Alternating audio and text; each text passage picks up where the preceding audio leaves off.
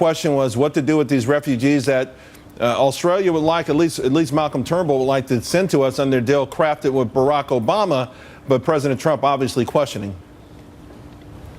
Yeah, how much of President Trump's administration is he going to have to spend doing cleanup for the disasters that Obama made of this country? Look, we spent the day today on Obamacare and all the problems that have fallen out of that, and now we're having to look at taking refugees in a deal that Obama made that I can't even, Charles, tell me what we got out of that deal. I can't figure it out. Maybe you know.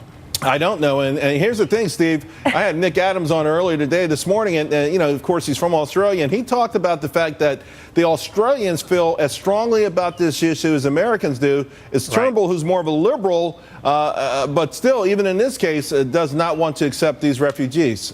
Right. I love Nick Adams, by the way. He's Australian by birth, but American by choice. That's wonderful. We're not going to go the way of Merkel, Angela Merkel in Germany. We're not just going to accept a lot of refugees that we can't vet.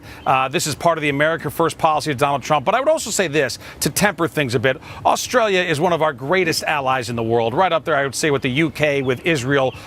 Decades-long friendship between our countries, common interests. And one thing Trump has done, I think, that confounds his critics, even when he talks very tough, as he apparently did on the phone to the prime minister, even when he talks tough, in person, he finds a way to forge a personal relationship. For example, with Xi of China. My guess is that's exactly what he's going to do on the Intrepid tonight with our great friend Australia. Gina, the charmed offensive, it's worked, to Steve's point, miraculously. I mean, President Trump has turned almost everyone around that he's finally had a chance to meet face to face. And I think what's wonderful about it is that there's been a line of folks from both sides of the aisle, critics and fans of President Trump, who want to get in and meet him.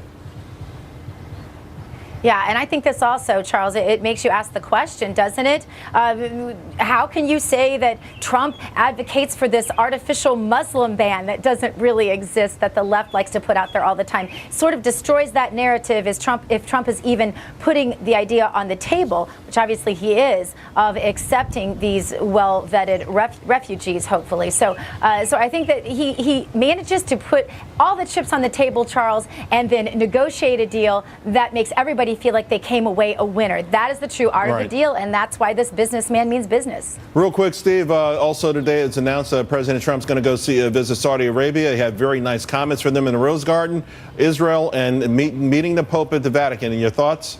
Right. On this National Day of Prayer, he's going to the Muslim country, the Jewish country, and then the Catholic epicenter. He's covering all bases there. But no, my thoughts are we need to be a better friend to Israel. We weren't under the past administration. Of course, we can reach out to the Palestinians. But in the end, I think Israel, we know, is our partner for peace, lasting peace in the Middle East. And I think the president knows that. And by the way, tonight they are celebrating the 75th anniversary of the Battle of Coral Sea. Guys, thank you both very much. Appreciate it. And at home, of course. Thanks, Charles.